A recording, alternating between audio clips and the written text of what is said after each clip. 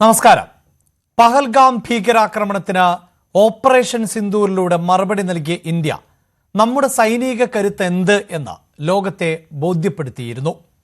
ആൾനാശം വരുത്താതെ ആരെയാണോ ഉന്നം വെച്ചത് അവിടെ മാത്രം ആക്രമണം നടത്തിയ നമ്മുടെ സൈന്യം എന്താണ് പ്രൊഫഷണലിസം എന്നും തെളിയിച്ചു. തീവ്രവാദ കേന്ദ്രങ്ങൾ ഉന്മൂലനം ചെയ്യുന്നതിനുള്ള ദൗത്യം തുടരുമെന്ന് അന്നേ വ്യക്തമാക്കിയതാണ് കേന്ദ്ര സർക്കാർ. ഇപ്പോഴിതാ പാകിസ്ഥാനുമായുള്ള സംഘർഷത്തിന് പിന്നാലെ 40,000 കോടി രൂപയുടെ ആയുധങ്ങളും പ്രതിരോധ സംവിധാനങ്ങളും വാങ്ങാൻ കേന്ദ്രം തീരുമാനിച്ചിരിക്കുന്നു. രാജ്യരക്ഷാമന്ത്രി രാജ്നാഥ് സിംഗ് അധ്യക്ഷനായ പ്രതിരോധ സംഭരണ കൗൺസിൽ ആണ് അടിയന്തര ആയുധ സംഭരണ അധികാരം നൽകിയത്. 5 വർഷത്തിനിടെ ഇത് 5ാം തവണയാണ് ഇത്തരത്തിൽ അധികാരം നൽകുന്നത്. നിരീക്ഷണ ഡ്രോണുകൾ, സൂയിസൈഡ് ഡ്രോണുകൾ എന്നറിയപ്പെടുന്ന കാമിക്കാസി ഡ്രോണുകൾ, മിസൈലുകൾ, വ്യോമ പ്രതിരോധ സംവിധാനങ്ങൾ തുടങ്ങിയവയാണ് വാങ്ങുക. ഇന്ത്യ ആയുധക്കരുത്ത് കൂട്ടുമ്പോൾ നെഞ്ചിടിപ്പേറുന്നത് ആർക്കൊക്കെയാണ്?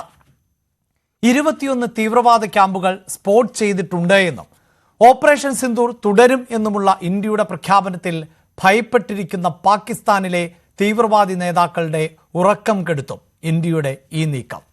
ആണവായുധ കേന്ദ്രത്തിന് തൊട്ടടുത്തുവരെ ആക്രമണം നടത്തിയതിൽ ഭയപ്പെട്ടുപോയ പാകിസ്ഥാൻ ആയുധശേഷി കൂട്ടുന്ന ഇന്ത്യക്ക് മുന്നിൽ ഇനി തല പൊക്കാൻ മടിക്കും. പാകിസ്ഥാൻ ചൈനയിൽ നിന്ന് വാങ്ങിയ ആയുധങ്ങൾ അനായാസം തകർത്ത ഇന്ത്യ ആയുധക്കരുത്ത് കൂട്ടുന്നത് ചൈനയെയും മുന്നിൽ കണ്ടു തന്നെ. സ്പെഷ്യൽ ഡിബേറ്റ് ചർച്ച ചെയ്യുന്നത് ഈ വിഷയമാണ്. ചർച്ചയിൽ പങ്കെടുക്കുന്നത് BJP നേതാവ് ശ്യാംരാജ്, നിരീക്ഷകരായ ഷാബു പ്രസാദ്, ശ്രീ സുഭാഷ് ചന്ദ്രബോസ്, ഒപ്പം ബ്രിഗേഡിയർ സനൽകുമാർ, റിട്ടയർഡ് സൈനിക ഉദ്യോഗസ്ഥൻ എന്നിവർ ആണ്. ആദ്യം ബ്രിഗേഡിയർ സനൽകുമാർ, ഒരു രാജ്യത്തെ സംബന്ധിച്ചിടത്തോളം അവരുടെ സൈനിക കരുത്ത് വളരെ പ്രധാനപ്പെട്ടതാണ്. പ്രത്യേകിച്ച് ഇന്ത്യയെപ്പോലൊരു രാജ്യത്തിന് അത് എത്രത്തോളം പ്രധാനപ്പെട്ടതാണ് എന്ന് ഏതാനും ദിവസങ്ങൾക്ക് മുമ്പ് വരെ ബോധ്യപ്പെട്ടു കഴിഞ്ഞു സാധാരണ പൗരന്മാർക്ക് അടക്കം. അങ്ങനെയുള്ള ഒരു രാജ്യത്തിന് ആയുധശേഷി വർദ്ധിപ്പിക്കുക, ആയുധശേഷി അപ്ഡേറ്റ് ചെയ്യുക എന്നത് എത്രത്തോളം പ്രധാനപ്പെട്ട ഒന്നായാണ് നിരീക്ഷിക്കേണ്ടത്?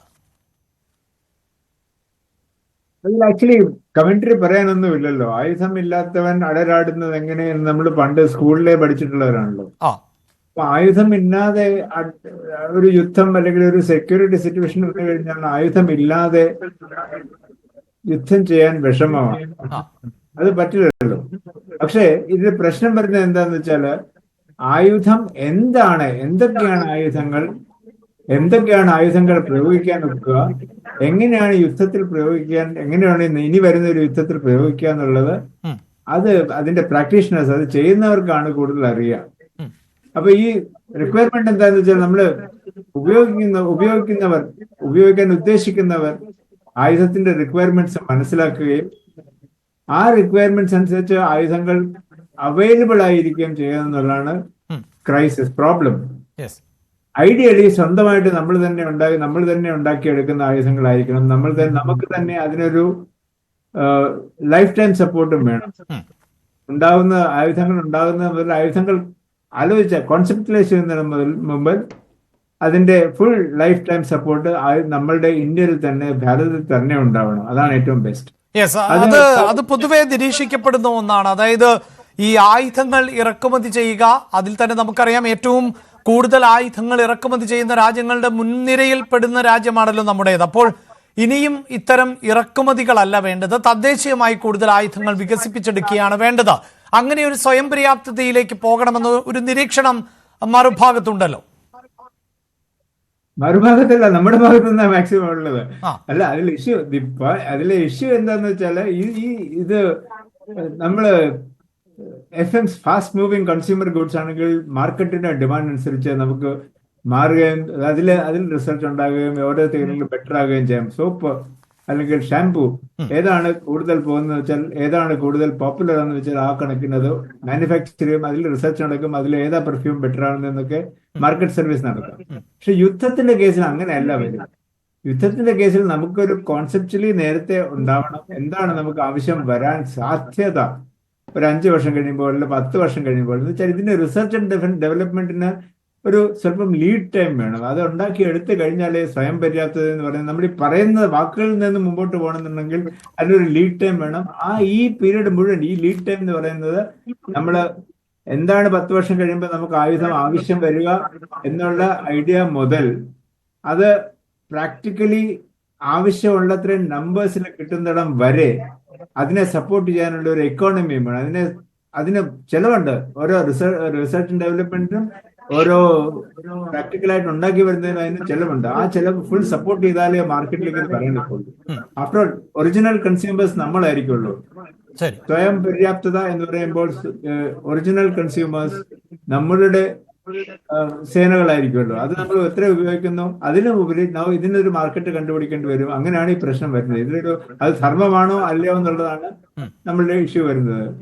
ആയുധം വിറ്റാണോ നമ്മളുടെ എക്കോണമി വെക്കേണ്ടത്? ആയുധം വിറ്റ് ഉണ്ടാക്കിയ എക്കോണമീസ് അല്ലേ അമേരിക്കയുടെയും വെസ്റ്റേൺ കൺട്രീസിന്റെയും? അതാണ് നമ്മൾ ആ മോഡലാണ് നമ്മൾ ഉപയോഗിക്കേണ്ടത്.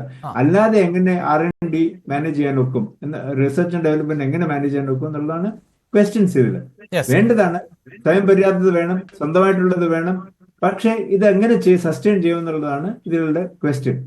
തീർച്ചയായും ശ്രീ ഷാബു പ്രസാദ്, ഒരു കാലഘട്ടത്തിൽ വലിയ തോതിൽ ചർച്ച ചെയ്യപ്പെട്ട ഒന്നാണ് ആയുധ ഇറക്കുമതി, കയറ്റുമതി, അമേരിക്കൻ താല്പര്യങ്ങൾ, സാമ്രാജ്യത്വ താല്പര്യങ്ങൾ എന്നതൊക്കെ വലിയ തോതിൽ ചർച്ച ചെയ്യപ്പെട്ടതാണ്. ഇന്ത്യയും അത്തരത്തിൽ അമേരിക്കയിൽ നിന്നോ അല്ലെങ്കിൽ റഷ്യയിൽ നിന്നോ ഒക്കെ വ്യാപകമായി ആയുധങ്ങൾ ഇറക്കുമതി ചെയ്യുമ്പോൾ അത് വലിയ തോതിൽ ചർച്ച ചെയ്യപ്പെട്ടൊരു പശ്ചാത്തലം കൂടിയുണ്ട്. പക്ഷേ മാറുന്ന കാലമാണ്. യുദ്ധരീതികൾ മാറുന്നുണ്ട്, ആക്രമണ രീതികൾ മാറുന്നുണ്ട്, അയൽ രാജ്യങ്ങളുടെ ഇടപെടലുകളും നയതന്ത്ര ഇടപെടലുകളിലും ഒക്കെ കാര്യമായ മാറ്റങ്ങൾ ഉണ്ടാകുന്നുണ്ട്.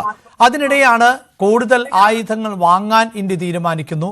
അതോടൊപ്പം തന്നെ കൂടുതൽ ആയുധങ്ങൾ വിൽക്കാൻ ഇന്ത്യ തീരുമാനിക്കുന്നു. അങ്ങനെ കൂടുതൽ ആയുധങ്ങൾ വിൽക്കുന്ന രാജ്യങ്ങളുടെ പട്ടികയിൽ ഇന്ത്യയും ഇടം പിടിച്ചു തുടങ്ങുന്നു. അപ്പോൾ ഈ ബാലൻസിങ്ങിനെ എങ്ങനെയാണ് പുതിയ കാലഘട്ടത്തിൽ നോക്കി കാണേണ്ടത് എന്നതാണ് താങ്കളുടെ നിരീക്ഷണം. അഭിലാഷ്, ഈ പ്രധാനമന്ത്രി രാഷ്ട്രത്തോടായി ചെയ്ത ആ ഒരു അഭിസംബോധനയിൽ പറഞ്ഞ ഒരു കാര്യമുണ്ട്. ശാന്തിയിലേക്കുള്ള മാർഗം എന്നത് ശക്തിയുടേതാണ്. കരുത്തുള്ളവനെ മാത്രമേ ഈ ആരും ബഹുമാനിക്കുകയുള്ളൂ. ആ കരുത്ത് നേടുക എന്നുള്ളത് വളരെ പ്രധാനപ്പെട്ട കാര്യമാണത്. വളരെ വളരെ പ്രധാനപ്പെട്ട.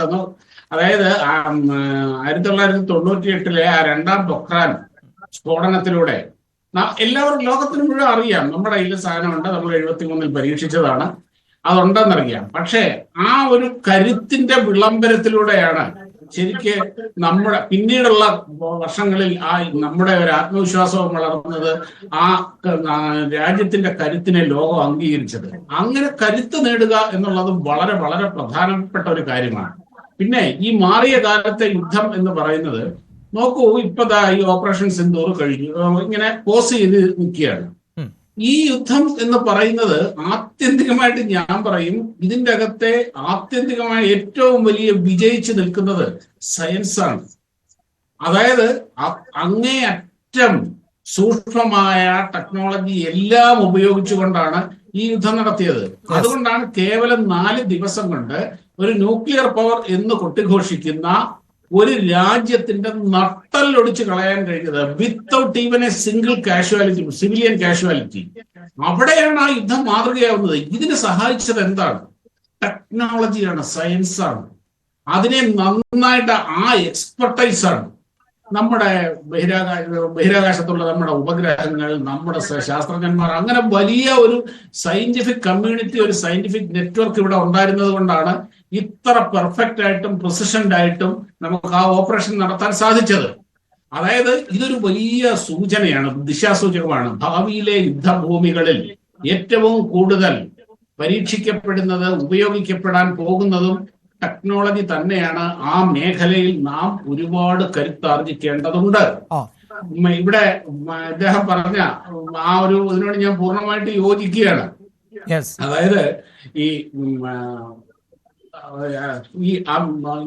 ആയുധ കയറ്റുമതിയെ കുറിച്ച് പറഞ്ഞ കാര്യമാണ്. അമേരിക്കയും സോവിയറ്റ് യൂണിയനും, പഴയ സോവിയറ്റ് യൂണിയനും യൂറോപ്യൻ രാജ്യങ്ങളും എല്ലാം ഏറ്റവും അവർ സമ്പന്നരായി മാറിയത് ആയുധം വിറ്റ് തന്നെയാണ്. ഇതിന്റെ അകത്തെ ശരിയോ ധാർമ്മികതയോ അല്ല അവിടുത്തെ പ്രശ്നം. യുദ്ധത്തിൽ ഒരു നീതിയേ ഉള്ളൂന്നേ, അത് വിജയം എന്ന് പറയുന്ന നീതിയാണ്. അത് മാത്രമല്ല, ഈ പറഞ്ഞ പോലെ ഞാൻ തുടക്കത്തിൽ പറഞ്ഞ പോലെ കരുത്തുള്ളവനെ മാത്രമേ ലോകം ബഹുമാനിക്കുകയുള്ളൂ, ആൾക്കാർ ബഹുമാനിക്കുകയുള്ളൂ. അതുകൊണ്ട് കരുത്താർജിക്കുക എന്നുള്ളത് ഏതൊരാളുടെയും നിലനിൽപ്പിന്റെ അടിസ്ഥാനമാണത്. ആ കരുത്താർജിക്കാനുള്ള ശ്രമം എന്ന് പറയുന്നത് അതൊരു വലിയ മാർക്കറ്റാണ്. എന്തുകൊണ്ട് നമ്മൾ ആ മാർക്കറ്റ് ഉപയോഗിച്ചുകൂടാ? ആ മാർക്കറ്റ് നമ്മൾ വലിയ മാർക്കറ്റ് കിടക്കുകയാണ്. ഇപ്പൊ ഈ യുദ്ധത്തിലൂടെ ഇപ്പൊ ഈ ഓപ്പറേഷൻ സിന്ദൂർ എന്ന് പറയുന്നത് നമ്മുടെ, ഞാൻ കാണുന്ന ഒരു യുദ്ധം എന്ന് പോലും പറയാൻ പറ്റില്ല, നമ്മുടെ ഒരു എക്സ്റ്റെൻഡഡ് മിലിറ്ററി എക്സർസൈസ്. അതിനപ്പുറത്തേക്കൊന്നും പോയിട്ടില്ല. അത് ഒരു എക്സ്റ്റെൻഡഡ് മിലിറ്ററി എക്സർസൈസ് ആണത്. ഒരു റിയൽ ടൈം എക്സർസൈസ്, ഒരു റിയൽ ടൈം ഫീൽഡിലുള്ള ഒരു എക്സർസൈസ്. അവിടെ ശ്രീ ഷാബു പ്രസാദ്, ഈ വലിയ തോതിൽ ചർച്ച ചെയ്യപ്പെട്ട ഒന്നാണല്ലോ പാകിസ്ഥാന്റെ സൈന്യം ഉപയോഗിച്ച ആയുധങ്ങൾ സംബന്ധിച്ച്. അത് ചൈനയിൽ നിന്നുള്ള ആയുധങ്ങളായിരുന്നു അധികവും എന്നുള്ളത് എല്ലാവർക്കും അറിയാവുന്നതാണ്. അതിന്റെ അവശിഷ്ടങ്ങളടക്കം പരിശോധിക്കുമ്പോൾ വ്യക്തമായിരുന്നു. പക്ഷേ അതിന്റെ ക്വാളിറ്റി സംബന്ധിച്ച്, അല്ലെങ്കിൽ ഇന്ത്യ തന്നെ എത്രത്തോളം ഡ്രോണുകൾ ആണ് തകർത്തത് എന്ന് ഒഫീഷ്യലായി തന്നെ പറയുന്ന ഒരു സാഹചര്യം ഉണ്ടാകുന്നു. അത് ഇന്ത്യയുടെ ഒരു പ്രതിരോധ സംവിധാനത്തിന്റെ മികവ് എന്ന് പറയുമ്പോൾ തന്നെ ഇതേ ആയുധ ശേഖരമുള്ള രാജ്യങ്ങൾ കബളിപ്പിക്കപ്പെടുന്നു എന്ന തരത്തിലൊക്കെയുള്ള നിരീക്ഷണങ്ങളും ഉണ്ടായിട്ടുണ്ട്. ഉണ്ട്. അതായത് അതാ പറഞ്ഞത്, ഈ ഓപ്പറേഷൻ സിന്ദൂറിന്റെ വിജയം എന്ന് പറയുന്നത് കേവലം പാകിസ്ഥാന്റെ നടുവൊടിച്ചു എന്നുള്ളത് മാത്രമല്ല, അത് അതിന്റെ ഒരു പാർട്ട് മാത്രമേ ആകുന്നുള്ളൂ. ഇതിന്റെ അകത്തൂടെ ശരിക്കും ലോകത്തിന്റെ മുമ്പിൽ ലഭ്യരായ ഒരു രാജ്യം ചൈനയാണ്, മറ്റൊരു രാജ്യം തുർക്കിയാണ്. ഈ ചൈനയെ പറ്റി എന്തൊക്കെയാണ് ഇവിടെ നമ്മുടെ നാട്ടിൽ തന്നെ കൊട്ടിഘോഷിച്ച് നടക്കുന്നത്? ഭീകരന്മാരാണ്, 10 അമേരിക്കയുടെ ശക്തിയുണ്ട്, അവര് 10ാം തലമുറ യുദ്ധവിമാനം ഉണ്ടാക്കി, 25ാം തലമുറ ഫോൺ ഉണ്ടാക്കി, ആകാശമുട്ടയുള്ള പാലം ഉണ്ടാക്കി, ചന്ദ്രനില് അവര് കോളനി ഉണ്ടാക്കാൻ പോകുന്നു, ആർട്ടിഫിഷ്യൽ സൺ, കൃത്രിമ സൂര്യനെ ഉണ്ടാക്കാൻ പോകുന്നു. ഇതൊക്കെയാണ് പറഞ്ഞത്. ഇങ്ങനെ കൊട്ടിഘോഷിക്കുന്ന ഈ പ്രൊപ്പഗാൻഡയുടെ പുറകിലുള്ള പൊള്ളത്തരം എന്താണ് എന്ന് ലോകം തിരിച്ചറിഞ്ഞ ഒരു അവസരം കൂടിയാണ് ഇപ്പൊ കടന്നുപോയത്. അവിടെ യെസ്, ഞാൻ താങ്കളിലേക്ക് വരാം. ഇപ്പോൾ ശ്രീ സുഭാഷ് ചന്ദ്രബോസ് കൂടി ചർച്ചയുടെ ഭാഗമാകുന്നുണ്ട്. ശ്രീ സുഭാഷ് ചന്ദ്രബോസ്, നടപ്പ് സാമ്പത്തിക വർഷത്തിൽ ഇന്ത്യയുടെ പ്രതിരോധ ബജറ്റിൽ ഏതാണ്ട് 9.53% വർധനവാണ് വരുത്തിയിട്ടുള്ളത്. നമുക്കറിയാം, പാകിസ്ഥാൻ ഈ പഹൽഗാം ഭീകരാക്രമണത്തിന് ശേഷം പാകിസ്ഥാൻ വലിയ സാമ്പത്തിക പ്രതിസന്ധിയൊക്കെ നേരിടുന്ന ഒരു രാജ്യമാണ്, വലിയ ക്രൈസിസിലൂടെയാണ് മുന്നോട്ട് പോകുന്നതെങ്കിലും അവരുടെ പ്രതിരോധ ബജറ്റിൽ അല്ലെങ്കിൽ പ്രതിരോധ ചെലവിൽ 18% വർധനമാണ് വരുത്തിയത്. സ്വാഭാവികമായും അത് നമുക്കറിയാം, നിലവിൽ ചൈനയോടുള്ള ഏതെങ്കിലും തരത്തിലുള്ള സംഘർഷ സാധ്യത പാകിസ്ഥാൻ നേരിടുന്നില്ല. ഇന്ത്യയുമായിട്ടാണ് സംഘർഷം നിലനിൽക്കുന്നത്. ആ ഇന്ത്യക്ക് നേരെയാണ് ആണവായുധമടക്കം പ്രയോഗിക്കുമെന്ന് പലപ്പോഴായി പാകിസ്ഥാൻ ഭീഷണി മുഴക്കുകയും ചെയ്തത്. അപ്പോൾ ഒരു ഭാഗത്ത് പാകിസ്ഥാന്റെ ഭീഷണി നിലനിൽക്കുന്നു, ഒരു ഭാഗത്ത് പഹൽഗാമിന്റെ തുടർച്ച ഇനിയും ഉണ്ടായേക്കാം എന്ന് നമ്മുടെ രാജ്യം ഭയക്കുന്നു. അങ്ങനെയെങ്കിൽ ആ തിരിച്ചടി പാകിസ്ഥാന് താങ്ങാനാകുന്നതായിരിക്കില്ല എന്ന് വളരെ കൃത്യമായ ഒരു സന്ദേശം കൂടി ഇന്ത്യ നൽകുകയും ചെയ്തിട്ടുണ്ട്. ഇതെല്ലാം കൂട്ടിച്ചേർത്ത് വേണമോ ഇപ്പോഴത്തെ ഈ നീക്കത്തെ, കേന്ദ്ര സർക്കാരിന്റെ നീക്കത്തെ വായിച്ചെടുക്കാൻ? ശ്രീ അഭിലാഷ്, വളരെ പ്രധാനപ്പെട്ട ഒരു കാര്യം, നമ്മളിപ്പോ പഹൽഗാം വിഷയമുണ്ടായി, ഒരു യുദ്ധസമാനമായ ചില സാഹചര്യങ്ങളൊക്കെ ഉണ്ടായി, ശരിയാണ്. പക്ഷേ എന്ന് വിചാരിച്ച് നമ്മളുടെ ആത്യന്തികമായ ഇന്ത്യയുടെ ചേരിചേരാ നയമാകട്ടെ, ഇന്ത്യയുടെ യുദ്ധത്തിനെതിരുള്ള സമീപനമാകട്ടെ, കാലാകാലങ്ങളിൽ സ്വതന്ത്ര ഇന്ത്യ സ്വീകരിച്ചിട്ടുള്ള യുദ്ധത്തിനെതിരെ സ്വീകരിച്ചിട്ടുള്ള നിലപാടുകളാകട്ടെ, അതെല്ലാം നമ്മൾ മറന്നു പോകരുത്. അതെല്ലാം കൂടി കൈകാര്യം ചെയ്യുന്ന രീതിയിലുള്ള ഒരു സമന്വയം നമുക്ക് കൊണ്ടുവരുന്നതിനുള്ള പ്രവർത്തനങ്ങൾ കൂടി ഇന്ത്യ അതുപോലെ തന്നെ മുന്നോട്ട് കൊണ്ടുപോകണം. ഇന്ത്യക്ക് ആയുധം വാങ്ങണം, തീർച്ചയായിട്ടും ആയുധം ഉത്പാദിപ്പിക്കാൻ കഴിയും. നമ്മൾ ഒരു കാലഘട്ടം പറഞ്ഞുകൊണ്ടിരുന്നത് സോവിയറ്റ് റഷ്യ ആയിരുന്നാലും ഇസ്രായേലിനായിരുന്നാലും അതുപോലെ അമേരിക്ക ആയിരുന്നാലും നമ്മൾ വാങ്ങുന്ന ആയുധങ്ങളെക്കുറിച്ചുള്ള അഴിമതികളും റഫേൽ ഇടപാടുകളും എല്ലാം നമ്മൾ കണ്ടതാണ്. അപ്പൊ അതുകൊണ്ട് ആയുധ കച്ചവടം കൊണ്ട് ലോകത്തെ കീഴടക്കാമെന്നോ ലോകത്തിന്റെ സാമ്പത്തിക ശക്തിയായി വളരാമെന്നോ മറ്റു രാജ്യങ്ങൾ ചിന്തിക്കുന്ന പോലെ ഇന്ത്യ ചിന്തിക്കുന്നത് ഇന്ത്യയുടെ നൈതികതയ്ക്ക് ചേർന്നതല്ല. നമുക്ക് അങ്ങനെ ഒരു സംസ്കാരവും ഇല്ല. പക്ഷെ അതുകൊണ്ട് തന്നെയാണ് നമ്മൾ തീർച്ചയായിട്ടും പാകിസ്ഥാൻ അടിച്ചാൽ തിരിച്ചടിക്കണം, അവർ ചൊറിയാൻ വന്നാൽ നമ്മൾ അവരെ മാന്തി പറിക്കണം, അതെല്ലാം ശരിയാണ്. പക്ഷെ അങ്ങനെ പറയുമ്പോഴും നമ്മൾ ആത്യന്തികമായി നമ്മുടെ ബേസ് എന്താണ്? യുദ്ധരഹിതമായ ഒരു സമാധാന ലോകമാണ് നമ്മുടെ ബേസ്. അപ്പൊ അതിന് സഹായകമായ രീതിയിലായിരിക്കണം നമ്മുടെ നയങ്ങൾ തീരുമാനിക്കേണ്ടത്. അല്ലാതെ തീർച്ചയായിട്ടും നമുക്ക് ആയുധം വാങ്ങേണ്ടിയൊക്കെ വരും. പക്ഷെ എന്നാൽ ഈ ഒരു ബേസ് നമ്മൾ സമാന്തരമായി ഇപ്പൊ ഒരുപാട് ലോകത്ത് ഒരുപാട് രാജ്യങ്ങളിലേക്ക് നമ്മുടെ ഡോക്ടർ ശശി തരൂരിനെ പോലുള്ള ആളുകൾ അയക്കുന്നുണ്ട്. അത് അയക്കുന്നത് പഹൽഗാം അവർ ഇങ്ങോട്ട് അടിച്ചു നമ്മൾ അങ്ങോട്ട് അടിച്ചു എന്ന് പറയാനുള്ളതല്ല, മാത്രമാകരുത്. നമ്മുടെ ലക്ഷ്യം, നമ്മൾ ആത്യന്തികമായി യുദ്ധ നൈതികതയിൽ വിശ്വസിക്കുന്നവരല്ല. പിന്നെ ശ്രീ ഷാബു പ്രസാദ് പറഞ്ഞ ഒരു കാര്യത്തോട് എനിക്ക് 100% വിയോജിപ്പുണ്ട്. യുദ്ധത്തിൽ ആത്യന്തികമായി ആരും വിജയിക്കുന്നില്ല. അവസാനം എല്ലാവരും പരാജയപ്പെടുന്നതാണ് യുദ്ധത്തിന്റെ തത്വശാസ്ത്രം. അല്ല, യുദ്ധത്തിൽ താൽക്കാലിക വിജയങ്ങളേ ഉള്ളൂ. ആത്യന്തികമായി യുദ്ധത്തിനൊരു വിജയമില്ല. അത് മഹാഭാരത യുദ്ധം മുതൽ ഇങ്ങോട്ട് എടുത്തോളൂ. ആത്യന്തികമായി യുദ്ധത്തിന് പരാജയങ്ങളും പരിതാപങ്ങളും കഷ്ടപ്പാടുകളും ദാരിദ്ര്യങ്ങളും മാത്രമേ യുദ്ധം ഏത് രാജ്യത്തിന് സമ്മാനിച്ചിട്ടുള്ളൂ. അപ്പൊ അതുകൊണ്ട് യുദ്ധം എന്ന് പറയുന്നതിനെ കുറിച്ച് നമ്മൾ പലവട്ടം ചിന്തിക്കണം. ആ മേഖലയിൽ പണം മുടക്കും. ഇപ്പൊ നമ്മുടെ ആവശ്യത്തിനുള്ളത് ഉണ്ടാക്കാം, പ്രതിരോധിക്കാൻ ഉണ്ടാക്കാം. പക്ഷെ അതിനപ്പുറം ഒരു കച്ചവട രാജ്യം എന്നുള്ള നിലയിൽ ഇന്ത്യ വളരണമോ, അങ്ങനെ ഒരു സമ്പദ്ഘടന നമുക്ക് വേണോ എന്നുള്ളത് ഗൗരവമായി ആലോചിക്കേണ്ട വിഷയമാണ്. യെസ്, ശ്രീ ഷാബു പ്രസാദ്, ശ്രീ ശ്യാംരാജിലേക്ക് പോകേണ്ടതുണ്ട്. അതിനു മുമ്പ് താങ്കൾ പ്രതികരിക്കാനുണ്ട് എന്നതുകൊണ്ടാണ്, പറയൂ.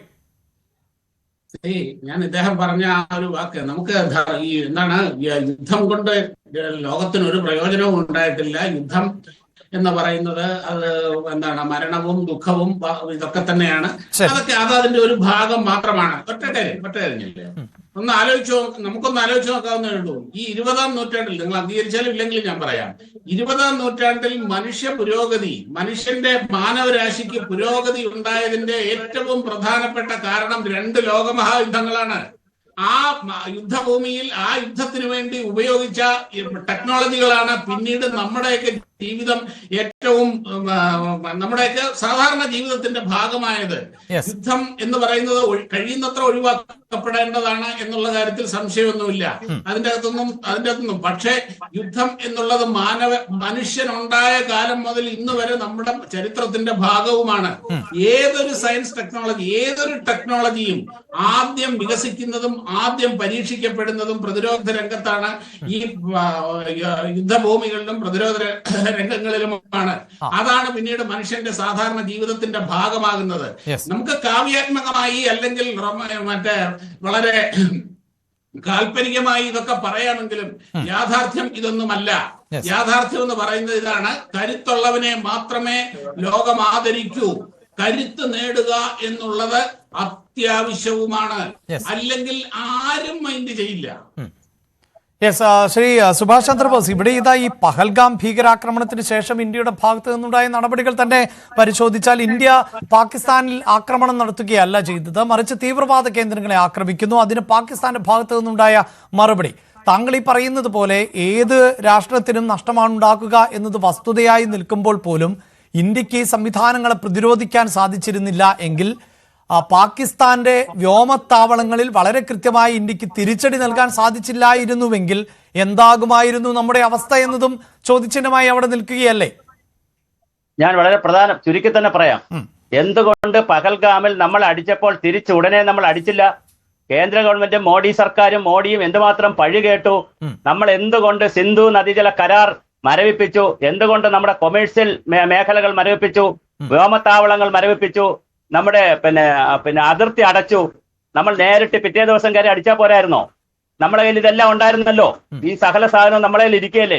പിറ്റേ ദിവസം തന്നെ സൈന്യത്തിന്റെ അടുത്ത് പറഞ്ഞാൽ പോരെ, കമാൻഡർമാരെ നിങ്ങൾ അടിച്ചോളൂ, ഞങ്ങൾ ഉണ്ടെന്ന്. രാജ്യമാണോ ഇന്ത്യ? അങ്ങനെ ആക്രമിക്കുന്ന രാജ്യമാണോ?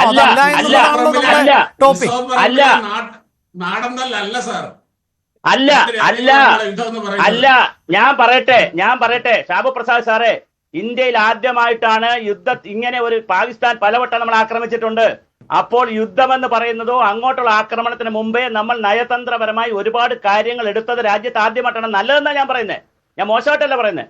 അങ്ങനെ ആദ്യമായി പല കാര്യങ്ങൾ നമ്മൾ ചെയ്തതിന് ശേഷം പിന്നെയും നമ്മളൊരു കാര്യം ചെയ്തു. നമ്മളിപ്പോ യഥാർത്ഥത്തിൽ പാകിസ്ഥാനെ അടിച്ചിട്ടില്ല, അത് നിങ്ങൾ മനസ്സിലാക്കണം. നമ്മൾ എന്താ ചെയ്തത്?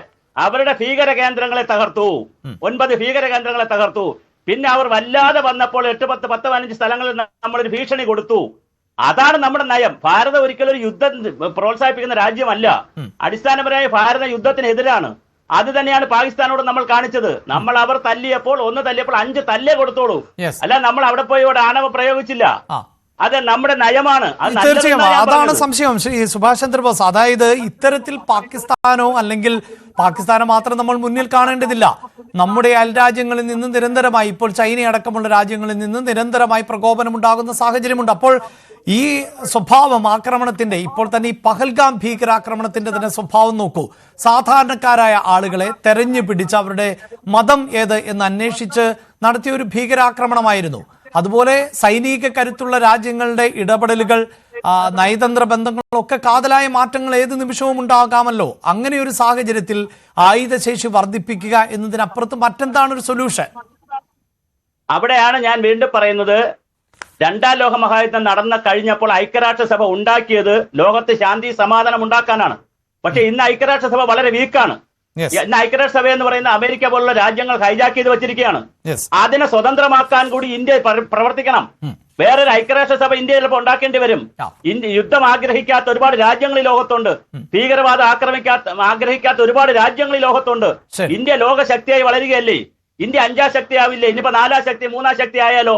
നമ്മൾ സമാന്തരമായി ഐക്യരാഷ്ട്രസഭയെയും ലോകാരോഗ്യ സംഘടനയെയും വേൾഡ് ബാങ്കിനെയും ഒക്കെ വെല്ലുവിളിക്കുന്ന രീതിയിൽ വളരുന്ന രാജ്യമായി വരുന്നിട്ടുണ്ട്. നമ്മൾ സമാന്തരമായി ലോക സമാധാനത്തിന്റെ അംബാസഡർമാർ കൂടി ആകണം. ഇതാണ് എന്റെ കാഴ്ചപ്പാട്.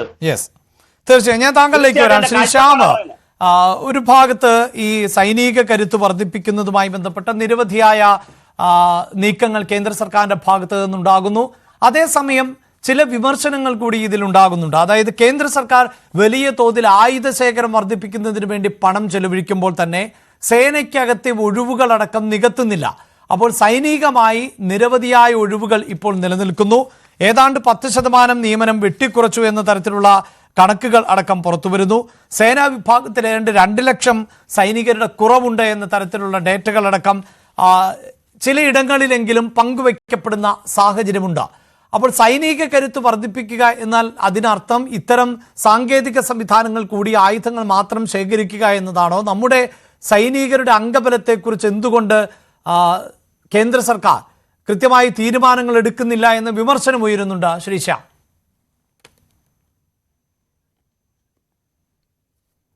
എന്നോട് ചോദിച്ച ചോദ്യത്തിലോട്ട് വരാം. പക്ഷേ അതിനു മുമ്പ് ഇവിടെ നടന്ന ചർച്ചകൾക്കൊരു ഉത്തരം കൂടി എനിക്ക് പറയേണ്ടതുണ്ട്. ഇന്ന് 2014 ഈ മേക്ക് ഇൻ ഇന്ത്യ പദ്ധതി ബഹുമാനപ്പെട്ട പ്രധാനമന്ത്രി പ്രഖ്യാപിക്കുന്ന സമയത്ത് അദ്ദേഹം ലോകരാഷ്ട്രങ്ങളോട് പറഞ്ഞ ഒരു വാക്യമുണ്ട്. ഞങ്ങൾ ഇന്ത്യ ശക്തരാവുന്നത് നിങ്ങൾക്ക് ഭീഷണിയായിട്ടല്ല, ലോക സമാധാനത്തിന് വേണ്ടിയിട്ടാണ് എന്നാണ് പറഞ്ഞത്. എക്കാലത്തും നമ്മുടെ ഒരു നിലപാടും അത് തന്നെയാണ്. ലോക സമാധാനത്തിന് വേണ്ടിയിട്ട് നാം ശക്തരായിട്ട് നിലനിൽക്കുക എന്നുള്ളതാണ്. ഞാൻ 1-2 ചരിത്രപരമായിട്ടുള്ള ഉദാഹരണങ്ങളിലേക്ക് പോകാം. നമ്മൾ ജവഹർലാൽ നെഹ്റു ഇവിടെ ചേരുചേർ നയം, അതോടൊപ്പം തന്നെ പഞ്ചശീല തത്വങ്ങളൊക്കെ ആയിട്ട് ചൈനയിലേക്ക് പോവുകയുണ്ടായി. എന്താ സംഭവിച്ചത്? പഞ്ചശീല തത്വങ്ങൾ ചൈനയ്ക്കും അതോടൊപ്പം തന്നെ നമ്മുടെ വിദേശ രാജ്യങ്ങൾക്ക്, അയൽ രാജ്യങ്ങൾക്കൊക്കെ വേണ്ടി നിർമ്മിച്ച് അയൽ രാജ്യങ്ങളെല്ലാം നല്ല കോർഡിനേഷനിൽ പോകണം എന്നൊക്കെ മനോഹരമായിട്ടുള്ള വാക്കുകളൊക്കെ ഉണ്ടായി. അദ്ദേഹം നേരെ ശ്രീലങ്കയിലേക്ക് പോയി. ഇതാ അപ്പോൾ ചൈനയുടെ ആക്രമണം ഉണ്ടായി. എന്നിട്ട് അക്സായ് ചിൻ എന്ന് പറഞ്ഞൊരു പൂർണ്ണമായിട്ടൊരു ഭാഗം തന്നെ നമ്മുടെ കൈവിട്ടുപോയി.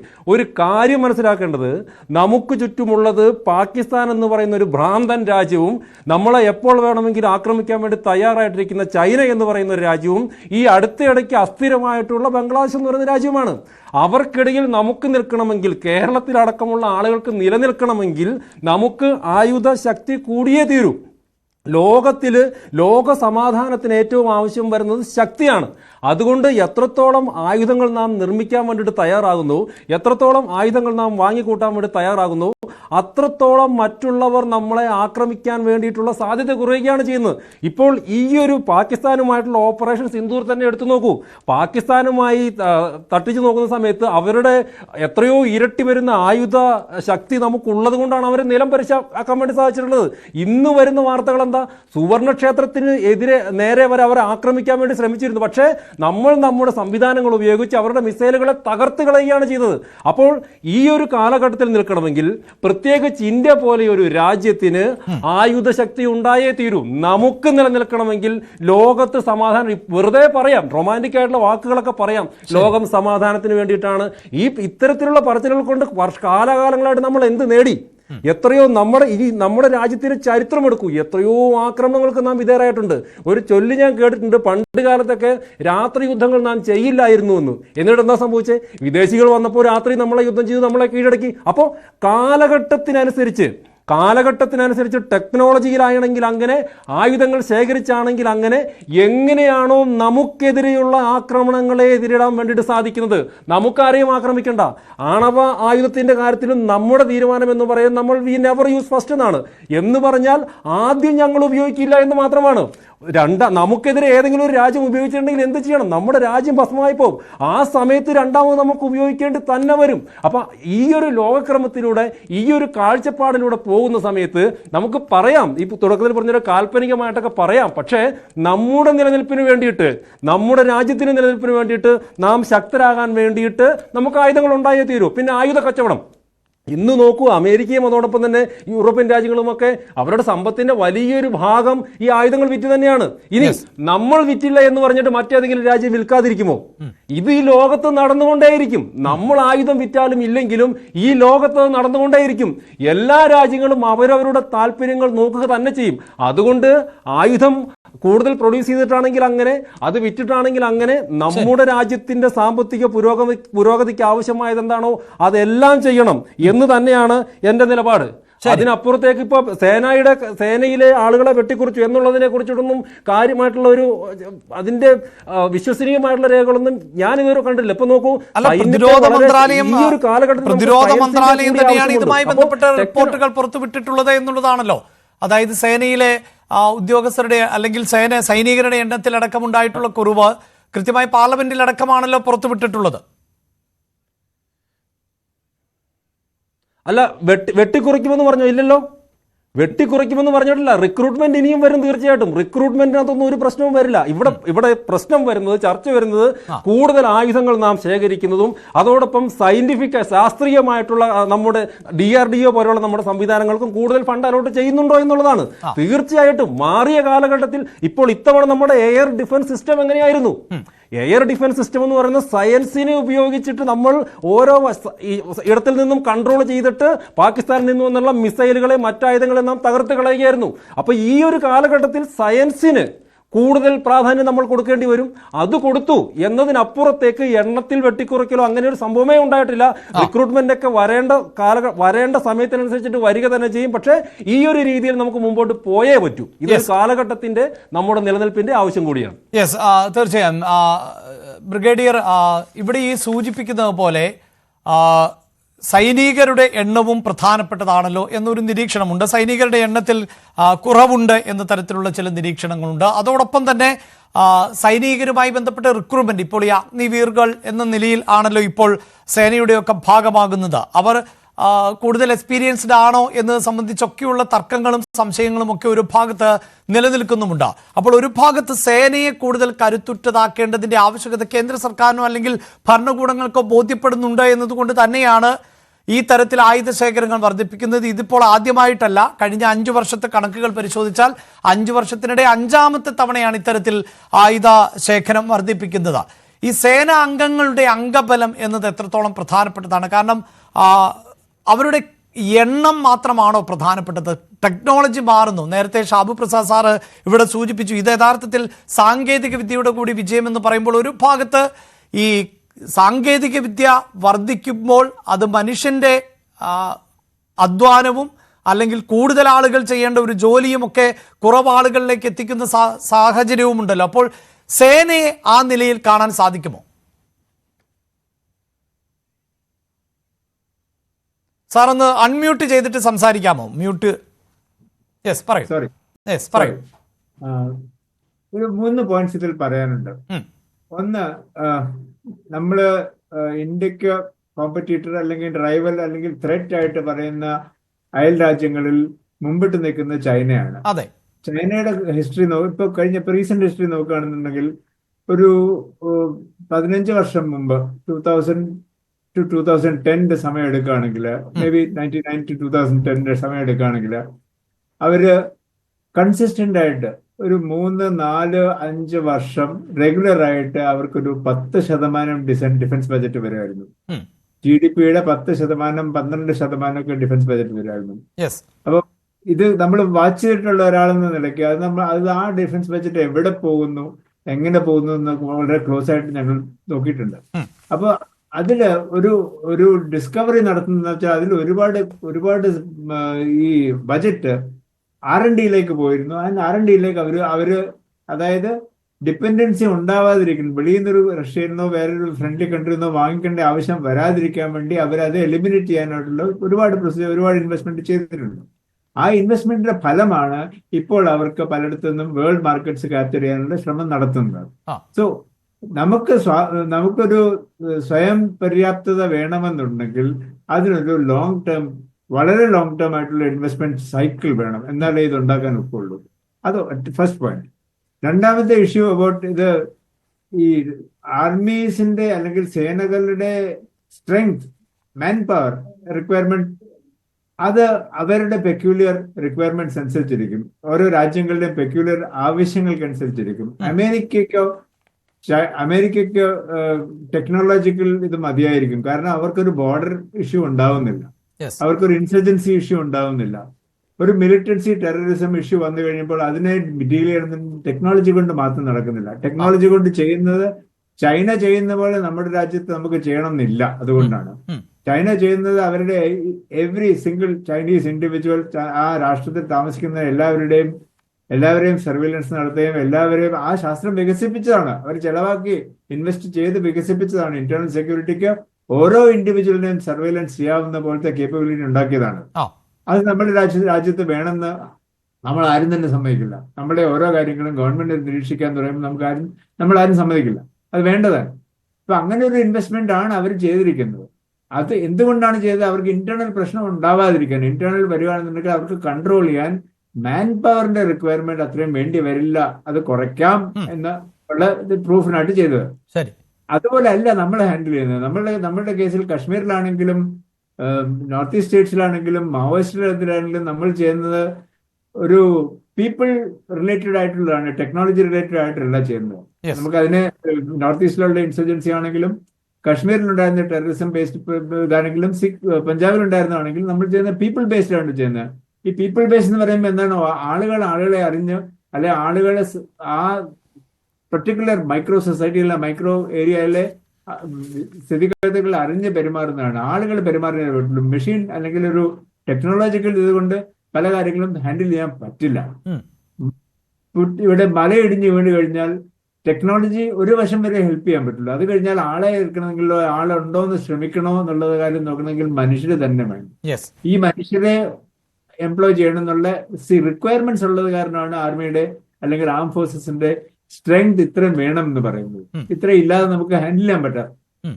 പക്ഷെ എന്റെ മൂന്നാമത്തെ പ്രോബ്ലം ഇത് ഇങ്ങനെ നമുക്ക് ആവശ്യമുണ്ടെന്ന് അറിയുമ്പോൾ ഇത്രയും ആളുകളെ വേണം, അത്യാവശ്യത്തിന് വേണം എന്ന് റിയലൈസ് ചെയ്ത് കഴിയുമ്പോൾ അവരുടെ പേ, പെൻഷൻ, ബെനിഫിറ്റ്സ് ആ പ്രശ്നങ്ങളൊക്കെ നമുക്ക് താങ്ങാനാകുമോ, നമ്മുടെ ബജറ്റുകൾക്ക് താങ്ങാനാകുമോ എന്നുള്ള ക്വസ്റ്റ്യൻ എന്നാണ് ഗവൺമെന്റ് ഈ അഗ്നിവീറും മറ്റു സൊല്യൂഷൻസ് ഒക്കെ ഉണ്ടാക്കുന്നത്. അത് ഇൻ പ്രോസസ് ആണ്. ഇതിപ്പോ ആദ്യത്തെ ബാച്ച് അഗ്നിവീർസ് അടുത്ത വർഷമേ അവരുടെ 4 വർഷം അവരുടെ ടെന്യൂർ കംപ്ലീറ്റ് ചെയ്യുള്ളൂ. അതിന്റെ റിവ്യൂ നടക്കണം. അതിന് നമ്മൾ ഈ ക്രിക്കറ്റ് മാച്ച് കാണുന്ന പോലെ നമ്മൾ ഇതിൽ ചെയ്യാത്ത, ഇതിൽ ഇൻട്രസ്റ്റ് ഇല്ലാത്ത, ഇതിൽ ഇറങ്ങി നനയാത്ത ആളുകളാണ് ഇതിനെപ്പറ്റി കമന്റ് ചെയ്യുന്നത്. ആളുകൾ ചെയ്യുന്നത്, ഗവൺമെന്റ് ചെയ്യുന്നതിൽ എന്തെങ്കിലും ഒരു ഉദ്ദേശമുണ്ട്, ചോദ്യം ചെയ്യണം തീർച്ചയായിട്ടും. പക്ഷെ നെഗറ്റീവായിട്ട് ആളുകൾ എഫിഷ്യൻസി മതിയാകുമോ, ഇന്ന് നമുക്ക് ചെയ്യാൻ പറ്റാതെ വരുമോ, ആളുകൾ കുറഞ്ഞിട്ടും അഗ്നിവീർസ് ഉണ്ടായിട്ടും നമ്മൾ ഇത് സിന്ദൂർ നടത്തിയല്ലോ, അതിനുള്ള ടെക്നോളജി നമ്മൾ അക്വയർ ചെയ്തല്ലോ, എന്നിട്ടാണ് നമ്മൾ ചെയ്തത്. അതുകൊണ്ട് ഇത് ഈ എളുപ്പമാണ് ക്രിട്ടിസൈസ് ചെയ്യാൻ. സച്ചിൻ തെണ്ടുൽക്കർ സിക്സർ എന്തുകൊണ്ട് അടിച്ചില്ല, അയാളും എന്തിനാ ഇത് സിംഗിൾ എടുത്ത് എന്നുള്ളത് ചോദിക്കാൻ എല്ലാവർക്കും കഴിവാണ്. ദൂരിൽ നിന്ന് വീട്ടിൽ നിന്ന് എ സി റൂമിൽ നിന്ന് കണ്ടാൽ മതിയല്ലോ. ആ യുദ്ധം അല്ലെങ്കിൽ യുദ്ധഭൂമിയിൽ എങ്ങനെ ചെയ്യണമെന്ന്, യുദ്ധഭൂമി ഇൻക്ലൂഡിങ് ഇൻസർജൻസി, അതായത് കശ്മീരിലോ നോർത്ത് ഈസ്റ്റിലോ പലയിടത്തും നടക്കുന്ന ആക്ച്വൽ ഓപ്പറേഷൻസ് നടക്കുന്നത്, അവിടെയാണെങ്കിലും ഒരു ബുള്ളറ്റ് വന്നു കഴിഞ്ഞാൽ ബുള്ളറ്റ് കൊല്ലും.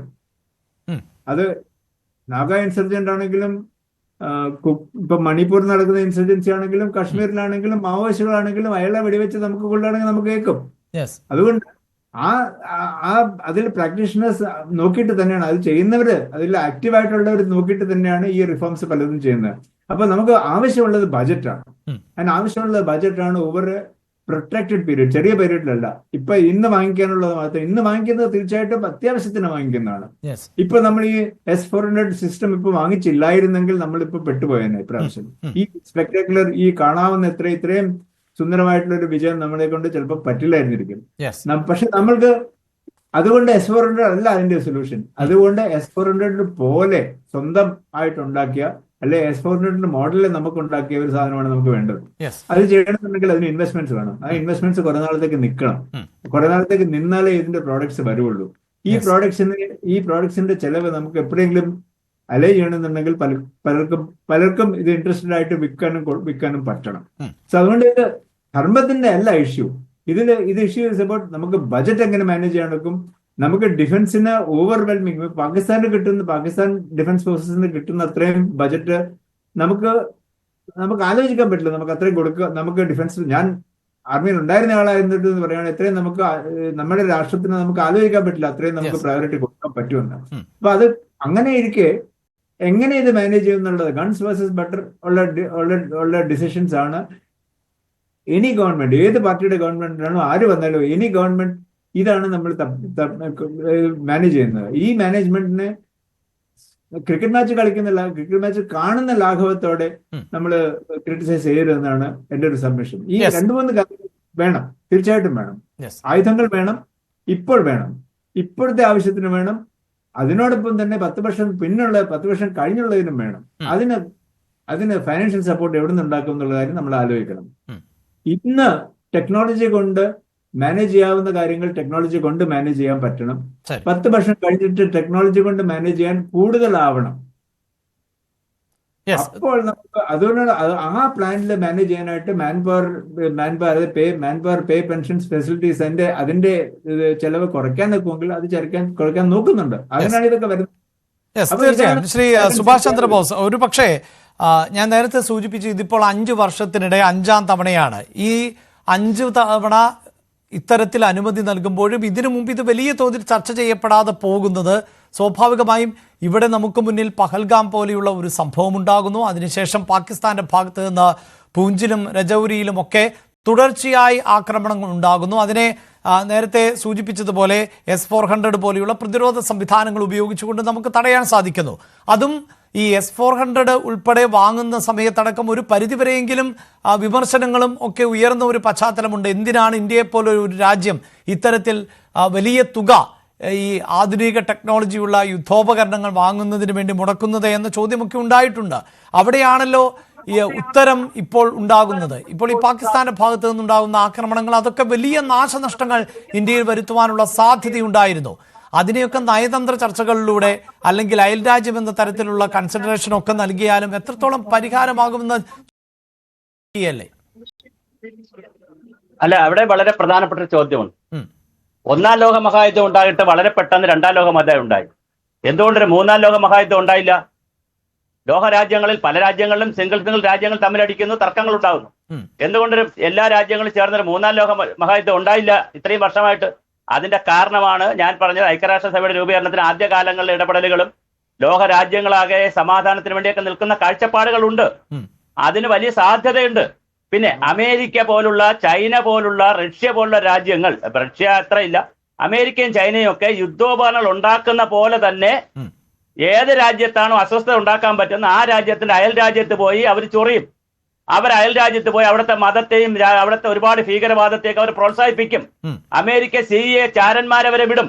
നമുക്കറിയാം. ഇന്ത്യക്ക് അങ്ങനെ വല്ല സംവിധാനമുണ്ടോ? നമ്മൾ യുദ്ധോപകരണങ്ങൾ ഉണ്ടാക്കി വിൽക്കാൻ വേണ്ടി ഏതെങ്കിലും രാജ്യത്ത് CIA പോലൊരു ചാരസംഘടന ഉണ്ടാക്കി ഏതെങ്കിലും 2 രാജ്യങ്ങളെ തമ്മിൽ തെറ്റിക്കാൻ വേണ്ടി പോകാനൊന്നും ഇന്ത്യക്ക് കഴിയില്ല. അങ്ങനെ ഒരു രാജ്യമേ അല്ല ഇന്ത്യ. അതുകൊണ്ട് പ്രതിരോധത്തിന് വേണ്ടി നമ്മളെ ആക്രമിച്ചാൽ തിരിച്ചടിക്കണം, അതിൽ യാതൊരു തർക്കവുമില്ല. അവിടെ ഞാൻ ഒരു വാക്കുകൂടെ പറഞ്ഞ അവസാനിപ്പിക്കും. അവിടെ തിരിച്ചടിക്കുന്നതിനാവശ്യമായ കോപ്പ് കൂട്ടുകയും വേണം. അതിനപ്പുറം ആയുധമുണ്ടാക്കലാണ്, ആയുധം വിൽക്കലാണ് ഇനിയുള്ള കാലത്തെ സമ്പദ്ഘടന.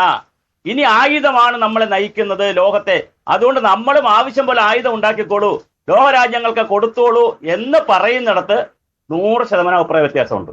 അവിടെ ശ്രീ സുഭാഷ് ചന്ദ്രബോസ്, ഇവിടെ ഇതായി താങ്കൾ ഈ സൂചിപ്പിച്ചതുപോലെ നിങ്ങൾ ആയുധം വാങ്ങൂ എന്ന് ഇന്ത്യ പറയുന്നതിനപ്പുറത്ത് ഈ പാകിസ്ഥാനുമായുള്ള സംഘർഷത്തിന് ശേഷം ഇന്ത്യ അതിനെ എങ്ങനെയാണ് പ്രതിരോധിച്ചത് എന്നും ഇന്ത്യ എവിടെയാണ് ആക്രമണം നടത്തിയത് എന്നും അതിൽ തന്നെ സാധാരണക്കാരെയോ സൈന്യത്തിനെയോ ഒക്കെ ലക്ഷ്യം വെക്കാതെ ഇപ്പോൾ ഇന്ത്യൻ സേനയുടെ വാക്കുകൾ കടം കൊണ്ടാൽ അവർ വാർത്താ സമ്മേളനത്തിൽ പറഞ്ഞത് എന്താണ്? ഒരു ക്ലിനിക്കൽ സർജറി നടത്തിയതുപോലെയാണ് ഞങ്ങൾ ഓപ്പറേഷൻ നടത്തിയത് എന്നുള്ളതാണ്.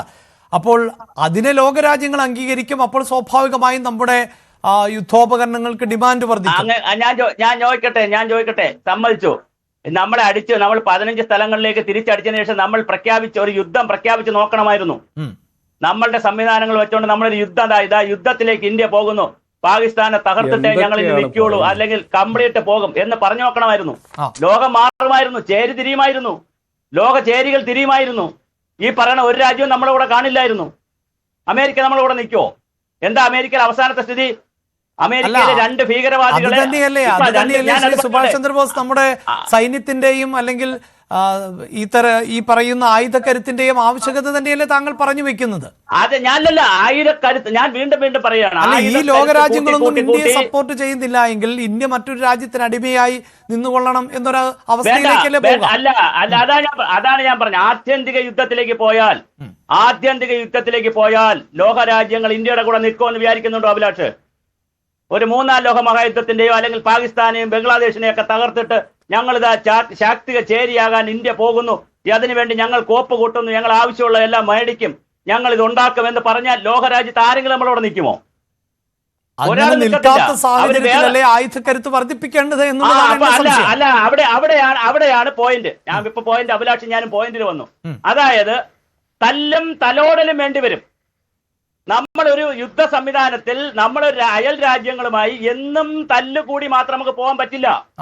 അപ്പൊ അവരെ മറ്റു തരത്തിൽ സമ്മർദ്ദപ്പെടുത്താനാണ് ഇന്ത്യ ശ്രമിച്ചത്.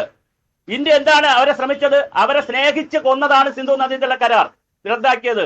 അവരെ സ്നേഹിച്ച് കൊന്നതാണ് നമ്മൾ അവരുടെ കോമേഴ്സ് സംവിധാനങ്ങൾ ഇല്ലാതാക്കിയത്. അങ്ങനെ തല്ലും.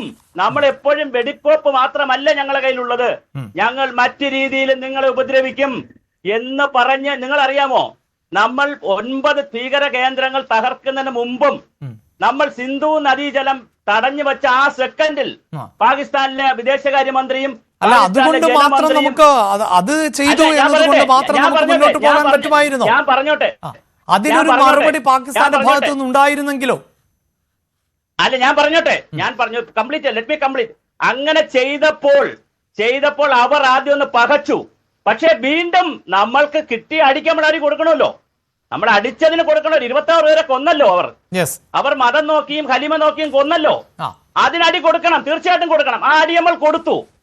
പക്ഷെ അടിയല്ല എന്നും പരിഹാരം. ലോകരാജ്യങ്ങൾ എന്ന് പറയുന്ന ആരും സമാധാന കാംക്ഷികളോ അല്ല. അത് നമ്മൾ മനസ്സിലാക്കണം. ഇന്ന് നമ്മളോടൊപ്പം പറയുന്ന ട്രംപ് ആരാ മോൻ? അത് നമ്മൾ മനസ്സിലാക്കണം. ട്രംപ് ഇപ്പൊ ഇന്ത്യ കൊള്ളാം, മോഡി കൊള്ളാന്നൊക്കെ പറയും. അതേ ട്രംപ് ആണ് 2 ഭീകരവാദികളെ അവിടെ എന്തിനു വെച്ചത്? അവരെ ഉപദേശ സമിതിയിൽ വെച്ചത്. വായിച്ചായിരുന്നോ? പത്രത്തിൽ വായിച്ചില്ലേ? തീർച്ചയായും അത് വായിച്ചിരുന്നു എന്ന് മാത്രമല്ല വലിയ തോതിൽ ചർച്ച ചെയ്യപ്പെടുന്നുണ്ട്. ശ്രീ സനൽകുമാർ സാർ, വളരെ പെട്ടെന്ന് എനിക്കൊരു ഇടവേള അനിവാര്യമാണ്. താങ്കൾ കൈ ഉയർത്തിയത് കൊണ്ടാണ്. അൺമ്യൂട്ട് ചെയ്യാമോ? പറയൂ. സമാധാനം തീർച്ചയായിട്ടും വേണം. പക്ഷെ യുദ്ധത്തിലേക്ക് പോയിരുന്നെങ്കിലോ? യുദ്ധത്തിലേക്ക് പോയിരുന്നെങ്കിൽ നമുക്കത് ചെയ്യുകയും വേണം, അത് ചെയ്യാനുള്ള കഴിവും വേണം. അപ്പൊ അത്രേ ഉള്ളൂ പറഞ്ഞത്. വളരെ പെട്ടെന്ന് തിരികെ എത്താം. ശ്രീ ഷാബു പ്രസാദ്, ഇവിടെ ഇതാ ഈ പാകിസ്ഥാനുമായുള്ള സംഘർഷം നിലനിൽക്കെ തന്നെയാണ് ഇന്ത്യ ആയുധക്കരുത്ത് കൂട്ടുന്നത് എന്ന് പറയുമ്പോൾ ആ സംഘർഷത്തിന് ശേഷം ഉണ്ടായിട്ടുള്ള മാറ്റങ്ങളും പ്രതികരണങ്ങളും വളരെ പ്രധാനപ്പെട്ടതാണല്ലോ. അതിൽ തന്നെ ഇന്ത്യയോട് ചേർന്ന് നിൽക്കുന്ന ബംഗ്ലാദേശിന്റെ നിലപാട് അതൊരു ചെറിയ രാജ്യം എന്ന നിലയിൽ തള്ളിക്കളയാം. പക്ഷേ ചൈന ഉൾപ്പെടെ സ്വീകരിച്ചിട്ടുള്ള നിലപാട് വളരെ പ്രസക്തമാണല്ലോ. അതിനുശേഷം ഇതാ ഈ അരുണാചലിലെ ഭൂപ്രദേശങ്ങൾക്കൊക്കെ ചൈന വീണ്ടും പേരിട്ട് മാറ്റി വിളിക്കുന്ന ഒരു സാഹചര്യമൊക്കെ ഉണ്ടാകുന്നു. അപ്പോൾ ഈ ആയുധക്കരുത്ത് എന്നത് പാകിസ്ഥാന് മാത്രം നൽകുന്ന ഒരു സന്ദേശം ആയി അതിനെ വിലയിരുത്തേണ്ടതുണ്ടോ? ഞാൻ എന്റെ ആദ്യത്തെ റൗണ്ടിൽ ഞാൻ പറഞ്ഞിരുന്നല്ലോ, ഇപ്പൊ ഈ ഒരു ഓപ്പറേഷൻ സിന്ദൂർ എന്ന് പറയുന്നത് നമ്മുടെ ഇന്ത്യയുടെ ഒരു എക്സ്റ്റൻഡഡ് മിലിറ്ററി എക്സസൈസ് മാത്രമാണ്. അത്രേ സംഭവിച്ചിട്ടില്ല. അങ്ങനെ മാത്രമേ ഞാൻ അതിനെ കാണുന്നുള്ളൂ. ശരിക്ക് നമ്മുടെ നിലനിൽപ്പിനും നമ്മുടെ ഇതിന് ഏറ്റവും കൂടുതൽ ഭീഷണിയായിട്ടുള്ള രാജ്യം നമ്മുടെ അടുത്ത് കിടക്കുന്ന വലിയ അയൽക്കാരനായ ചൈന തന്നെയാണ്. ഇത് ചൈനയ്ക്കും ലോകരാജ്യങ്ങൾക്കും മുഴുവനുമുള്ള ഒരു ഇന്ത്യയുടെ ആ ഒരു നിലനിൽപ്പിനെ അല്ലെങ്കിൽ ആ ഒരു പരമാധികാരത്തെ മനസ്സുകൊണ്ടെങ്കിലും ചോദ്യം ചെയ്യുന്ന എല്ലാവർക്കുമുള്ള വലിയ മെസ്സേജാണിത്. വളരെ വലിയ മെസ്സേജാണിത്. അതുപോലെ വേറെ അദ്ദേഹം ഇവിടുന്ന് പോയി, അദ്ദേഹം പറഞ്ഞു എന്തുകൊണ്ട് രണ്ടാം ലോകമഹായുദ്ധത്തിന് ശേഷം മറ്റൊരു മൂന്നാം ലോകമഹായുദ്ധം ഉണ്ടായില്ല എന്ന് പറഞ്ഞത്. അത് UN-ന്റെ മിടുക്കൊണ്ടൊന്നും അല്ല, അത് വേറൊന്നുമല്ല. ആ ഹിരോഷിമയിലും നാഗസാക്കിയിലും വീണ 2 ആറ്റം ബോംബുകൾ, ഇത് ഇനി ഉണ്ടാകുന്ന ഒരു ലോകയുദ്ധം എന്ന് പറഞ്ഞാൽ അത് ആണവയുദ്ധമായിരിക്കും. പിന്നെ ഈ ലോകം കാണില്ല, ഈ ലോകം ചാമ്പലായി പോകും എന്നുള്ള തിരിച്ചറിവ് അത് ഈ ലോകത്ത് മുഴുവനും ഉണ്ടായി. സത്യത്തിൽ നമ്മളെ ഇന്ന് ഭൂമിയെ ലോകത്തിനെ രക്ഷിച്ചുകൊണ്ടിരിക്കുന്നത് നമ്മൾ ഈ വിമർശിക്കുന്ന ആണവായുധങ്ങൾ തന്നെയാണ്. അത് സത്യത്തിൽ യുദ്ധത്തിനുള്ള ആയുധങ്ങളല്ല, അത് സമാധാനത്തിനുള്ള ആയുധങ്ങളാണ്. കരുത്തനും ചേരുമ്പോഴേ അവിടെ സമാധാനം ഉണ്ടാവുള്ളൂ. അതുകൊണ്ട് കരുത്ത് നേടുക എന്നുള്ളത് വളരെ സുപ്രധാനമാണ്. അതുകൊണ്ട് തന്നെ ഈ 40,000 കോടി ഇപ്പൊ അഡീഷണൽ മുടക്കുന്നു, ഇനിയും മുടക്കേണ്ടി വരും, ലക്ഷക്കണക്കിന് കോടി മുടക്കേണ്ടി വരും. നമ്മുടെ രാജ്യത്തിന് സമാധാനത്തോടെ നിലനിൽക്കാനും ഇവിടുത്തെ ഓരോ പൗരനും സമാധാനത്തോടെ ഉറങ്ങണമെന്നതിന് വേണ്ടിയുള്ള ചെലവാണത്, അല്ലാതെ യുദ്ധം ചെയ്യാൻ വേണ്ടിയിട്ടുള്ള ചെലവല്ല അത്. ആ കരുത്ത് നേടുക എന്നുള്ളത് വളരെ പ്രധാനമാണ്.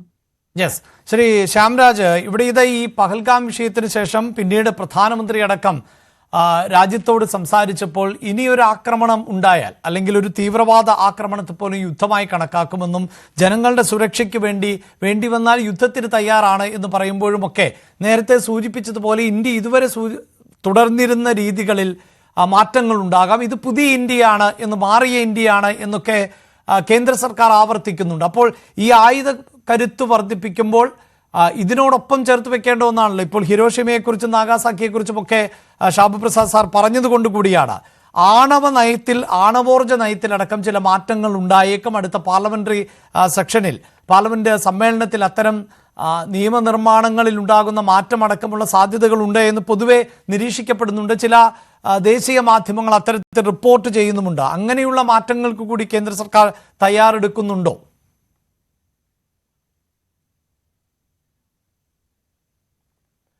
അതിന് മുമ്പ് എനിക്ക് അഭിലാഷോടുള്ള ചെറിയൊരു വിയോജിപ്പ് കൂടി ഞാൻ സൂചിപ്പിച്ചോട്ടെ. ഒന്നിപ്പോൾ ബാക്കിയുള്ള ആളുകളോട് നിങ്ങൾ 3 തവണ വീതം വന്നപ്പോൾ എന്നോട് ഇത് 2ാമത്തെ റൗണ്ടാണ്.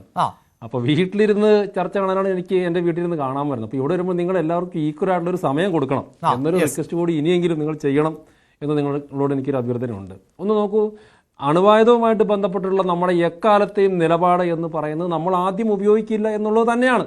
അതിനെന്തെങ്കിലും മാറ്റം വരുമെന്ന് ഞാൻ പ്രതീക്ഷിക്കുന്നില്ല.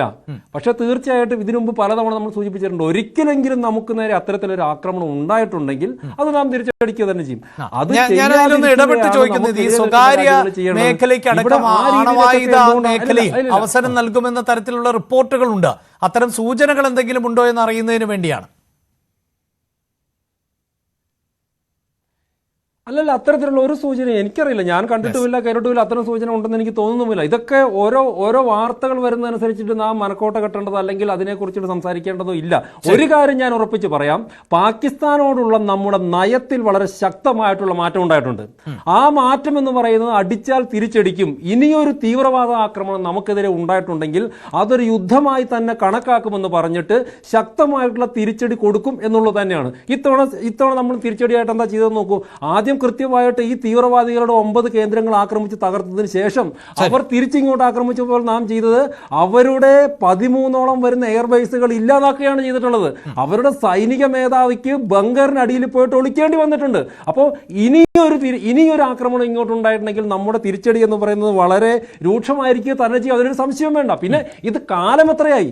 ഈ രാജ്യങ്ങൾ ഉണ്ടായ കാലഘട്ടം മുതൽ 47 മുതൽ തുടങ്ങിയതാണ് ഈ തെമ്മാടി രാജ്യം, ഈ ഭീകരരാഷ്ട്രം നമുക്കെതിരെയുള്ള ഈ ഉപദ്രവം.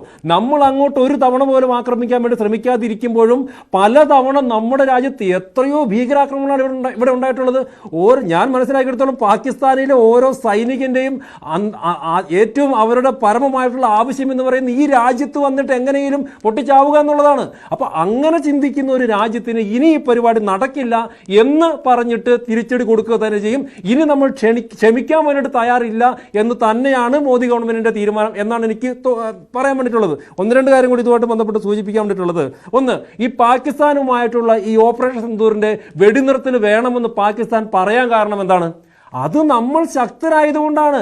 അവരുടെ നൂർഖാനും അതോടൊപ്പം റഹീം യാർ ഖാൻ അടക്കമുള്ള അവരുടെ പ്രധാനപ്പെട്ടിട്ടുള്ള അവരുടെ താവളങ്ങളെല്ലാം ബോംബിട്ട് കുഴി മാത്രമാക്കിയത് കൊണ്ട് അവർക്ക് മറ്റ് രക്ഷയൊന്നുമില്ലാതെ തിരിച്ചടി ഉറപ്പാണ് എന്ന് മനസ്സിലായ സമയത്താണ് അവരെന്താണ് തുടക്കം മുതൽ പറഞ്ഞുകൊണ്ടിരുന്നത്. എന്താണ് തുടക്കം മുതൽ ഞങ്ങളിൽ ആറ്റം ഇരിക്കുന്നു, ഇപ്പൊ പൊട്ടിക്കുന്നു പറഞ്ഞിട്ട് എത്രയോ ഭീഷണിയായിരുന്നു. പക്ഷെ തക്കതായ തിരിച്ചടി കൊടുത്തപ്പോൾ അവർ നമ്മുടെ രാജ്യത്തിന്റെ പലയിടങ്ങളിലേക്കും വർഷിച്ച മിസൈലുകൾ ആകാശത്ത് തന്നെ വെച്ചിട്ട് തച്ചു തകർത്തപ്പോൾ അവർക്ക് നമ്മുടെ മുമ്പിൽ പിടിച്ചു നിൽക്കാൻ പറ്റില്ല എന്ന് മനസ്സിലായത് കൊണ്ടാണ് അവർ വെടിനിർത്തലും അല്ലെങ്കിൽ സമാധാന ചർച്ചയ്ക്ക് വന്നത്. അവിടെ നമ്മുടെ ശക്തിയാണ് ആ സമാധാന ചർച്ചയ്ക്ക് പാത്രമായിട്ടുള്ളത്. അപ്പൊ അതുകൊണ്ട് ഇനി വരും കാലങ്ങളിലാണെങ്കിലും, ഇനി ഒരു വശത്ത് ചൈന നിൽക്കുകയാണ്, വരും കാലങ്ങളിലാണെങ്കിലും നമ്മളോട് ശത്രുക്കൾ യുദ്ധം ചെയ്യാതിരിക്കണമെങ്കിൽ, അല്ലെങ്കിൽ നമ്മളെ ആക്രമിച്ചിട്ട് അവർക്ക് വെടിനിർത്തൽ ഇത്തരത്തിൽ പാകിസ്ഥാൻ കാല് പിടിച്ച് വരണമെങ്കിൽ നാം ശക്തരാവേണ്ടതുണ്ട്. ആ ശക്തരാവുന്നതിന് വേണ്ടി ആയുധങ്ങൾ നിർമ്മിക്കേണ്ടതുണ്ട്. നമ്മുടെ സമ്പദ്ഘടനയെ പരിപോഷിപ്പിക്കുന്നതിന് വേണ്ടി ആ ആയുധങ്ങൾ ഈ കാലഘട്ടത്തിൽ വിൽക്കുന്നതിന് യാതൊരു തെറ്റുമില്ല. കാരണം കാലഘട്ടം മാറിയിട്ടുണ്ട്. മാറിയ കാലഘട്ടത്തിൽ എന്താണോ ശരി ആ ശരികളാണ് ചെയ്യേണ്ടത്. നമ്മുടെ രാജ്യത്തിന്റെ നിലനിൽപ്പ്, നമ്മുടെ ജനങ്ങളുടെ താല്പര്യം എന്താണോ അതിനനുസരിച്ച് നിൽക്കുക തന്നെ ചെയ്യും. അതിനകത്തുനിന്ന് ഒരു മാറ്റവും ഈ BJP സർക്കാരിൽ നിന്നുണ്ടാവുകയില്ല. അതിനു വേണ്ടിയിട്ടുള്ള എല്ലാ പ്രവർത്തനങ്ങളുമായിട്ട് മുമ്പോട്ട് പോവുക തന്നെ ചെയ്യുന്നുണ്ടാവും. യാതൊരു സംശയവും അതുമായിട്ട് വേണ്ട എന്നാണ് എനിക്ക് സൂചിപ്പിക്കാൻ വേണ്ടിയിട്ടുള്ളത്. റൈറ്റ്. എന്തായാലും എന്തൊക്കെ വിമർശനങ്ങളും അഭിപ്രായ ഭിന്നതകളും ഉണ്ടായാലും സൈനിക കരുത്തും ശേഷിയും എന്നത് ഓരോ രാജ്യത്തിനും വളരെ പ്രധാനപ്പെട്ടതാണ് എന്നത് വർത്തമാന കാലഘട്ടത്തിലും മാറ്റമില്ലാതെ തുടരുന്ന ഒരു പശ്ചാത്തലമുണ്ട്. ആ ഒരു സാഹചര്യത്തിൽ കൂടിയാണ് ഈ വിഷയം ചർച്ചയ്ക്കെടുത്തത്. അതിൽ ശ്യാമിന് സമയക്കുറവുണ്ടായി എങ്കിൽ ക്ഷമിക്കുക. ഒരു ചർച്ചയുടെ സ്വഭാവം ആ നിലയിലായിരുന്നത് കൊണ്ടും ഇതൊരു രാഷ്ട്രീയ ചർച്ചയായിരുന്നില്ല എന്നതുകൊണ്ടുമായിരിക്കാം താങ്കളിലേക്ക് വരാൻ ഇടയ്ക്ക് സാധിക്കാതെ പോയത്. സ്പെഷ്യൽ ഡിബേറ്റ് പൂർണ്ണമാവുകയാണ്. ചർച്ചയിൽ പങ്കെടുത്ത എല്ലാ അതിഥികൾക്കും നന്ദി, നമസ്കാരം.